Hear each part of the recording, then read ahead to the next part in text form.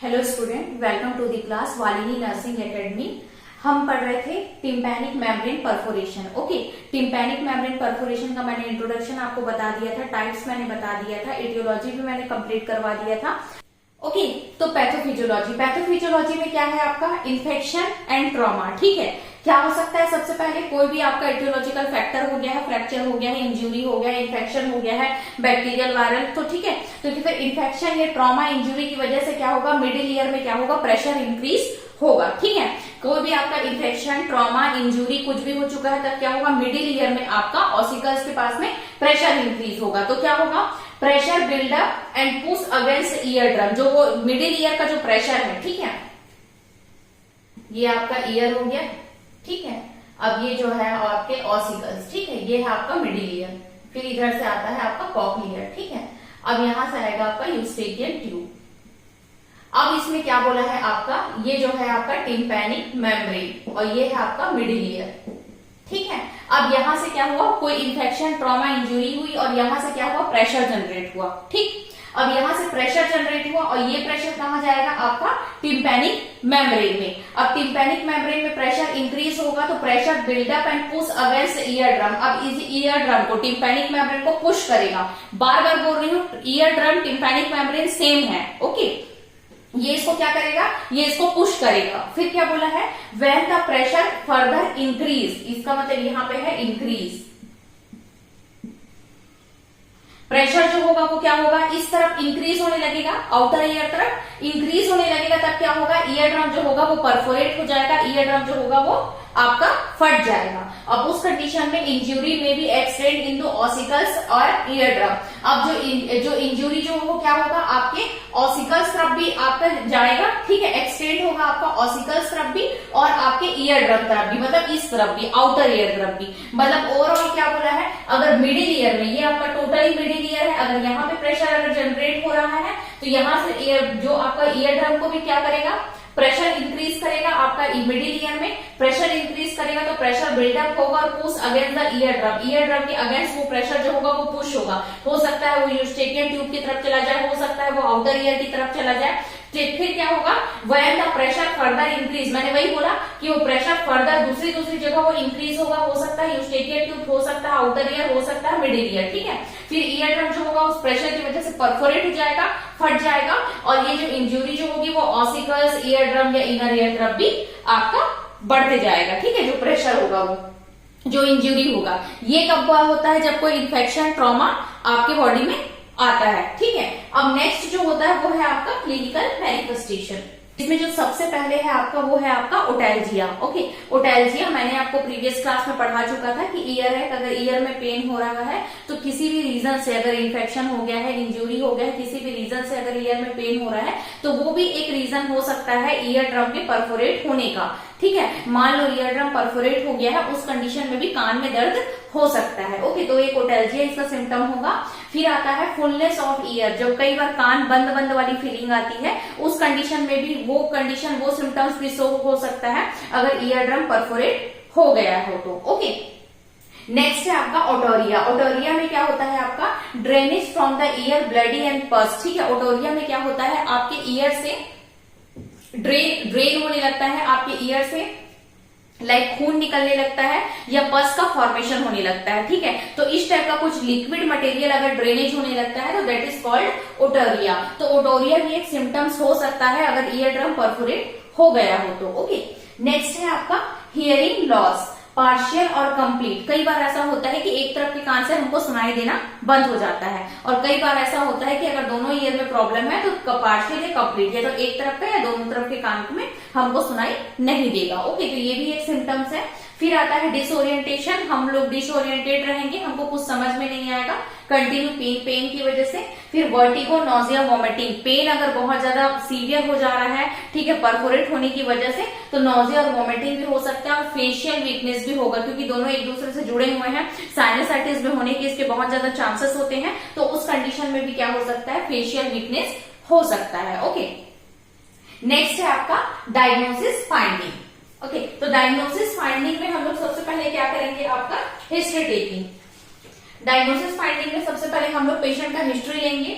कि पेशेंट को हुआ क्या था, कोई ऐसा प्रॉब्लम, उन्होंने कोई एक्सीडेंट हो गया है, कोई फ्रैक्चर हो गया है, या फिर उन्होंने कोई स्विमिंग किया है कोई पॉल्यूटेड वाटर में, ऐसा क्या रीजन है। सबसे पहले वो हम लोग हिस्ट्री लेंगे, present medical history, past medical history, surgical history भी लेंगे, प्रेजेंट या पास्ट जिसमें कोई इन्फेक्शन होने के चांसेस है वो पता करेंगे। फिर आता है फिजिकल एग्जामिनेशन, ईयर का हम लोग एग्जामिन करेंगे, ईयर में कोई स्वेलिंग तो नहीं है, रेडनेस तो नहीं है, ईयर में कोई एबनॉर्मलिटी, रैशेस तो नहीं है, वो हम फिजिकल एग्जामिनेशन करेंगे। फिर नेक्स्ट आता है आपका CBC. CBC that means complete blood count. Complete blood count में क्या होता है आपका, if patient have ear discharge doctor में collect to check the bacteria, a culture में help to decide which medicine would be best to treat infection. अगर CBC में complete blood count में अगर पेशेंट के कान से अगर खून निकल रहा है तो डॉक्टर क्या करेगा, उसको कलेक्ट करेगा और उसको कल्चर करेगा और वो देखेगा कि उसमें किस टाइप का इन्फेक्शन प्रेजेंट है, वो खून क्यों निकल रहा है, उसके पीछे क्या रीजन है,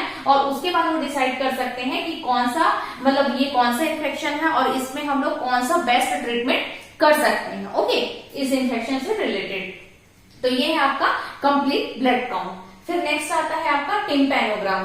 टिम्पैनोग्राम में हम क्या देखते हैं, it is a graphic representation, एक ग्राफिकल रिप्रेजेंटेशन होता है of relationship between air pressure in the ear canal and movement of the ear drum. ठीक है, ये टिम्पैनोग्राम में एक ग्राफिकल रिप्रेजेंटेशन देखते हैं जिसमें हम लोग एयर प्रेशर देते हैं, ठीक है, जिससे हम लोग उस एयर प्रेशर से एयर कैनाल, जो हमारा ईयर कैनाल क्या है आपका एक्सटर्नल ऑडिटरी कैनाल और ईयर ड्रम, दोनों के बीच में मूवमेंट को हम लोग चेक करते हैं। किससे, हम लोग टिम्पैनोग्राफ से। ठीक है, टिम्पैनोग्राम से हम लोग को पता चलेगा ग्राफिकल रिप्रेजेंटेशन, जब ग्राफिकल मूवमेंट होगा तब हमको इसका आपको ईयर कैनाल और ईयर ड्रम की एक्टिविटी पता चलेगी कि परफोरेट हुआ है, कितना परफोरेट हुआ है, एयर पास हो रहा है नहीं हो रहा है, वो सारी चीजें। ओके, नेक्स्ट है आपका ऑटोस्कोपी। ऑटोस्कोपी में क्या बोला है, the doctor diagnose ear drum ruptured by taking the history. ठीक है, डॉक्टर डायग्नोज कर दिया ईयर ड्रम रप्चर्ड हो चुका है, हिस्ट्री लेने के बाद में, and looking the patient with otoscope specially magnifier light. ठीक है, specially magnifier light it help to see inside the ear. ठीक है, मतलब क्या बोला है, ऑटोस्कोपी में क्या करते हैं, डॉक्टर सबसे पहले डायग्नोज करता है कि ईयर ड्रम रप्चर्ड हो गया है, उसके हिस्ट्री से पता चलता है, तब क्या करेगा वो ऑटोस्कोप से देखेगा जिसमें मैग्नीफायर लाइट यूज करके आपके ईयर के अंदर। ठीक है, ऑटोस्कोप जो होता है वो आपने देखा ही होगा, कॉलेज में आप देखे होंगे आर्टिकल्स में, जिसमें ये पता चलता है आपके ईयर के अंदर में कोई एबनॉर्मलिटीज है कि नहीं है, या रप्चर्ड हुआ है, कितना रप्चर्ड हुआ है आपका टिम्पैनिक मेम्ब्रेन। फिर आता है आपका ऑडियोमेट्री। ऑडियोमेट्री में क्या करते हैं हम लोग, साउंड वेव को डिफरेंट डिफरेंट वॉल्यूम में हम लोग चेक करते हैं कि पेशेंट को कितना सुनाई दे रहा है, कितना उसको जो साउंड है वो हाई पिच में, कम लो पिच में कितनी साउंड उसको सुनाई दे रही है। ओके, तो ये था आपका डायग्नोसिस फाइंडिंग, जिसमें हम लोग हिस्ट्री टेकिंग, फिजिकल एग्जामिनेशन करेंगे, कंप्लीट ब्लड काउंट देखेंगे, टिम्पैनोग्राम हम लोग देखेंगे, ऑटोस्कोपी करेंगे और ऑडियोमेट्री टेस्ट भी हम करेंगे। ओके, अब नेक्स्ट जो होता है वो आपका आता है आपका मैनेजमेंट। ओके, तो आता है आपका मैनेजमेंट में medical management. Okay, medical management में आपका क्या है, कोई स्पेसिफिक मैनेजमेंट नहीं होता है मेडिकल में कि no specific treatment for the tympanic membrane perforation, मैंने लिखा हुआ है, इसमें कोई भी आपका स्पेसिफिक ट्रीटमेंट नहीं होता है। एंटीबायोटिक प्रोवाइड करते हैं हम इन्फेक्शन से प्रिवेंट करने के लिए, और tympanic membrane heal within the month after the rupture. ठीक है, क्या बोला है, tympanic membrane perforation heals with 2 months after rupture. Okay, मतलब ये क्या होता है, मतलब कुछ मंथ में ही अपना, ठीक है, कुछ मंथ में ही वो अपना जो रप्चर होता है वो ठीक हो जाता है। एनाल्जेसिक प्रोवाइड करते हैं हम पेन के लिए। ओके, इसके अलावा अगर सीवियर कंडीशन में जाता है तब हमको सर्जरी करनी पड़ती है। तो सर्जरी में हम क्या करते हैं, मैरिंजोप्लास्टी। ओके, मैरिंजोप्लास्टी में हम लोग क्या करते हैं, the hole is repaired by placing a graft made to small piece of tissue from elsewhere on the body. That means क्या बोल रहा है, सिंपल सा चीज है कि जो होल हो गया है, जो रप्चर्ड पार्ट है, जो छेद हो गया है, उस जगह को हमको क्या करना है, आपको रिकंस्ट्रक्ट करना है, आपको उस जगह को रिपेयर करना है। रिपेयर करने के लिए आप अपने बॉडी के, मतलब क्या होता है, जो डॉक्टर्स होते हैं बॉडी के कोई दूसरे पार्ट से, वहां पे जो स्मॉल अमाउंट का जो टिश्यूज होता है उसको वहां से रिमूव करते हैं, और जहां पे जो रप्चर्ड वाला जो हिस्सा है आपका टिम्पैनिक मेम्ब्रेन का, वहां पे उसको पेस्ट करते हैं, वहां पे उसको प्लेस करते हैं, ठीक है। बॉडी के अंदर पार्ट से टिश्यूज को रिमूव करते हैं और जो रप्चर्ड या परफोरेट जगह है टिम्पैनिक मेम्ब्रेन का, वहां पे उसको प्लेस करते हैं, दैट इज कॉल्ड मेरिंजोप्लास्टी।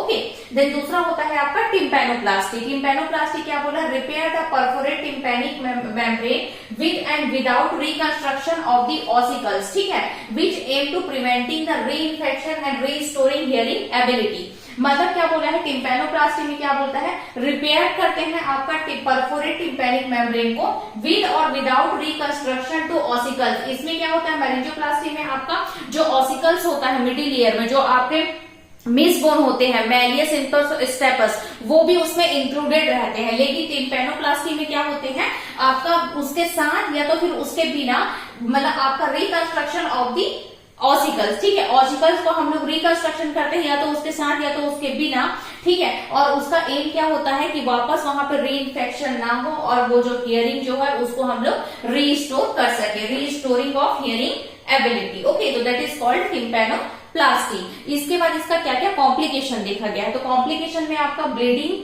इन्फेक्शन हो सकता है, ठीक है, पेन हो सकता है सर्जरी के बाद में, फेशियल नर्व पाल्सी हो सकता है। Facial nerve palsy that is called Bell's palsy, जिसमें क्या होता है? वन साइड का जो फेस होता है वो पैरालाइज होने लगता है। तो आपका सर्जरी के बाद ये वाला कॉम्प्लिकेशन भी देखने को मिलता है। और लॉस ऑफ टेस्ट, टेस्ट भी नहीं आता है क्योंकि आपका क्या हो रहा है? फेशियल नर्व पे इफेक्ट पड़ रहा है। तो उस कंडीशन में आपका टेस्ट का जो क्वालिटी रहेगा वो भी क्या होने लगेगी? कम होने लगेगी। तो ये सारी चीजें जो होती है वो कॉम्प्लिकेशन में हमको देखने को मिलती है आफ्टर सर्जरी। ओके, तो इसका कोई स्पेसिफिक कोई मेडिकल ट्रीटमेंट नहीं होता। हम नॉर्मल एंटीबायोटिक देते हैं, एंटी फंगल ड्रग देते हैं या फिर एनाल्जेसिक देते हैं और साथ ही साथ हम सर्जरी करते हैं, मेरिंजोप्लास्टी, टिम्पैनोप्लास्टी, और उसके कुछ हमको कॉम्प्लिकेशन देखने को मिलते हैं, bleeding, pain, facial nerve paralyse या तो फिर आपका टेस्ट का लॉस ऑफ टेस्ट। ओके, तो ये था आपका tympanic membrane perforation. Tympanic membrane perforation में मैंने आपको इंट्रोडक्शन बताया हुआ था टिम्पैनिक मेम्ब्रेन का, कि टिम्पैनिक मेम्ब्रेन परफोरेशन का मतलब क्या होता है? जो कान का पर्दा होता है that is called tympanic membrane, वो फट जाता है तो उसे हम लोग टिम्पैनिक मेम्ब्रेन परफोरेशन बोलते हैं। इसके मैंने दो पार्ट बताए थे आपको, दो टाइप बताए थे हम लोग, जिसमें आता है सेंट्रल परफोरेशन कहलाता है, दूसरा होता है मार्जिन परफोरेशन, ठीक है। सेंट्रल में जो टिम्पैनिक मेम्ब्रेन है उसका जो सेंटर पार्ट है वो परफोरेट हो जाएगा, तो that is called centre. And जो मार्जिन में जो उसका मार्जिन वाला पार्ट अगर परफोरेट या रप्चर्ड या फिर छेद हो जाएगा तो that is called margin perforation. फिर मैंने आपको उसका एटियोलॉजी बताया था प्रीवियस क्लास में, मैंने पैथोफिजियोलॉजी बताया था, क्लिनिकल मैनिफेस्टेशन, फिर आता है आप क्लिनिकल डायग्नोसिस फाइंडिंग मैंने बताया, फिर आता है management, surgical management and complication. Okay, आधे वीडियो आप मेरे प्रीवियस वीडियो में जाके देख सकते हैं। तो इसी तरह मेरे चैनल पे बने रहिए, मेरे चैनल को लाइक एंड सब्सक्राइब करिए। Thank you.